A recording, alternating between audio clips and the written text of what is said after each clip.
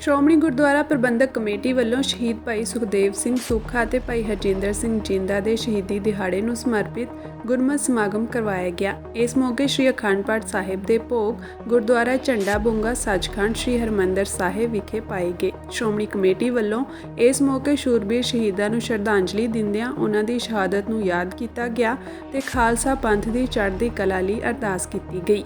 सूरा सौ पहचानिए जो लरे दीन के हेत, पुरजा पुरजा कट मरे कबू ना छाड़े खेत। ऐसे सूरबीर योधे भाई हरजिंदर सिंह जिंदा, भाई सुखदेव सिंह सुखा, जिन्हां दा शहीदी दिहाड़ा अज श्रोमणी गुरुद्वारा प्रबंधक कमेटी वालों सचखंड श्री हरिमंदर साहिब अते संगतां दे सहयोग नाल मनाया गया।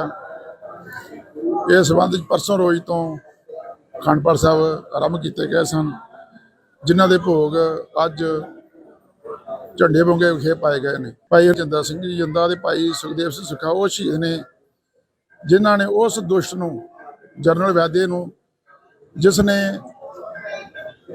सचखंड श्री हरिमंदर साहिब विखे अते श्री अकाल तख्त साहिब विखे हमला करके श्री अकाल तख्त साहिब नूं ढह ढेरी कर दिता। श्री सचखंड श्री हरिमंदर साहिब ते गोलियां मारियां गईयां।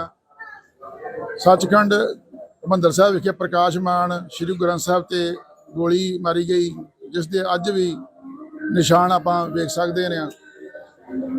इस दुष्ट नूं सोधण लई सरदार हरजिंदर सिंह जी जिंदा ते सरदार सुखदेव सिंह जी सुखा ने प्रण किया कि इसने साडे पवित्र स्थान ते हमला किया है, क्योंकि जनरल वैद्य उदों फौज का जनरल सी। इहदे देशां ते ही ਜਿਹੜਾ जिन्ने भी गोलीबारी हुई आ ਜਾਂ टैंक तोपां हमला किया गया ਇਹਦੇ निर्देशों से किया गया सी।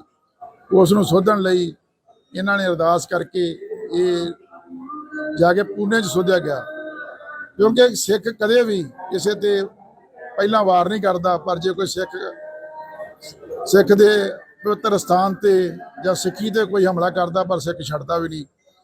ਅੱਜ ਉਹਨਾਂ ਦਾ ਸ਼ਹੀਦੀ ਦਿਹਾੜਾ ਮਨਾਇਆ ਗਿਆ। हर साल इन्हां दा शहीदी दिहाड़ा मनाया जाता।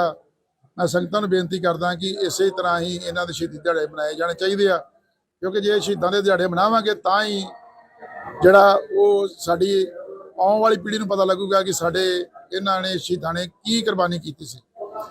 मैं संगत नूं बेनती करांगा, खास करके सिख कौम नूं बेनती करांगा कि अज सानूं इकट्ठे होण दी लोड़ आ। जे इकट्ठे होवांगे तां ही इन्हां चुनौतियां दा सामना कर सकांगे।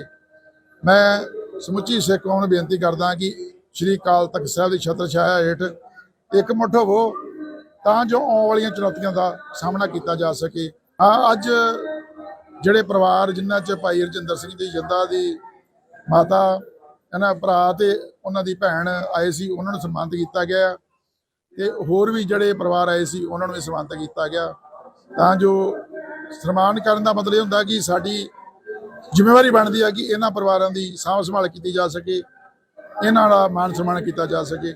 इस तरह उन्हों का मान सम्मान किया गया तां जो साडे बच्चों को पता लग सके कि इन्हां दा परिवार अजे चढ़दी कला च।